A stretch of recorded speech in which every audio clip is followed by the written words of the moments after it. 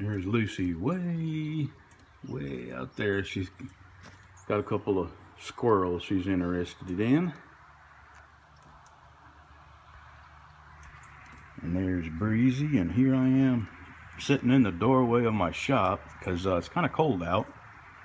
And I'm sitting in the little patch of sun that's getting in here because I want to tell you something. And I think I'm going to title the video Situational Awareness. And here's the story.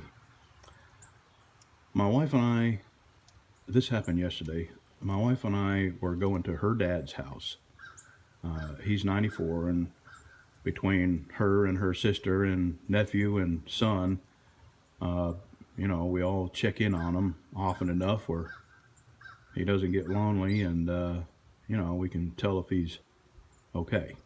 So anyway, we were headed over that way, and I had got real thirsty, and I pulled into this gas station to get a Coke, and that's when you're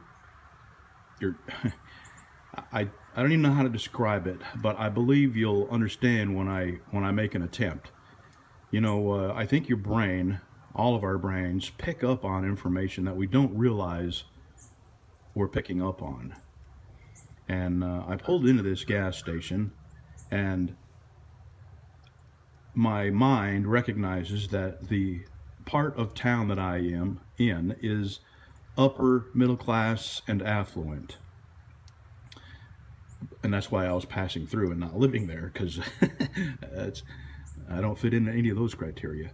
So I'm in a high income affluent area of the town I'm passing through to get to my father-in-law's house. So right away, as I pull in there, I notice all the shiny cars in there and the well-dressed people, and there's this one dirty van with California license plates here in Louisiana, parked in Fuel Island, and two dudes sitting in it not getting gas. So I noticed that, and I backed into a spot because it was really crowded in there and I couldn't pull into the spot because I couldn't swing wide enough to get my pickup truck into it. So I backed into this spot, and in my mind, I'm still taking note of those two fellas in the old beat up dirty van from California. And I go in and I grab a Coke, and I walk over to the cash register, and now one of the fellas from the van is in the store.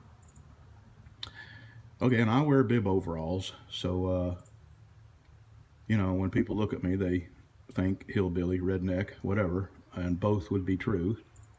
So this fella, on a very warm day, is wearing a hoodie, and the right side of his jacket, hoodie, is hanging down because he's obviously got something very, very heavy in his right pocket. And he walks directly over to me. Now, my brain has absorbed all this information, noting that these two fellows were clearly not belonging in this area. And by belonging, I mean they weren't affluent. They weren't wearing well, you know, high dollar clothes, and they were in a beat up old car when all the other cars were, you know, brand new shiny vehicles in that part of town. So my alarm bells start going off. He's coming towards me, and he's looking at me face to face, eye to eye. And I switched my Coke to my left hand because I noticed that he put his hand in the pocket of his jacket that was hanging down so far because he had something heavy in it. And all this, you know, my brain is subconsciously picking up. So I switched the Coke to my left hand. I was standing in line to pay for it, and I put my right hand in my pocket, which is where I keep my pistol. And he walks over to me, and he says, pointing at me, now this is a black guy, okay? It's a black guy. And he walks over to me, and he points at me, and he says, "Did you vote for Trump?" Just like that. Now, in a split second, I figure I have three options.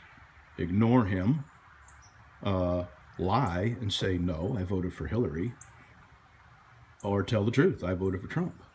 And I figured all three had the same chance of of possibly inciting violence with my answer. So I chose what I would be proud of. I said, did I vote for Trump? I said, yes, I damn sure did. And he noticed that I had my hand in my pocket, and he looked at me for about a second and a half, and then he turned around and walked away. And that's situational awareness, and your brain doesn't even realize it's doing it. And another thing I just wanted to remind folks is how in an instant, in a millisecond, a microsecond, your entire life could change. Maybe that was absolutely nothing, but maybe the guy wanted trouble, and he decided that a 6'2", 300-pound guy with his hand in his pocket was not the right guy to pick it with. So anyway, I thought that would be an interesting story, and I think, we are living in some just unbelievable times. The riots that are going on. When Obama was elected, my heart was broken. But you did not see Republicans out there lighting shit on fire and hurting people and dragging them out of the cars and beating them up because they voted for Obama. And for 8 years, I kept my mouth shut and just endured a presidency that I was not in favor of. And most Republicans did that. You didn't see Republicans stealing signs out of people's yards, and you just didn't see Republicans doing what liberals are doing now, the nonsense, the riots, the violence, and yelling for people to be tolerant and being completely intolerant. So my advice is remain ever vigilant and keep a hand on your pistol. Watch your surroundings. Keep your eyes open. Be careful. Thanks for watching.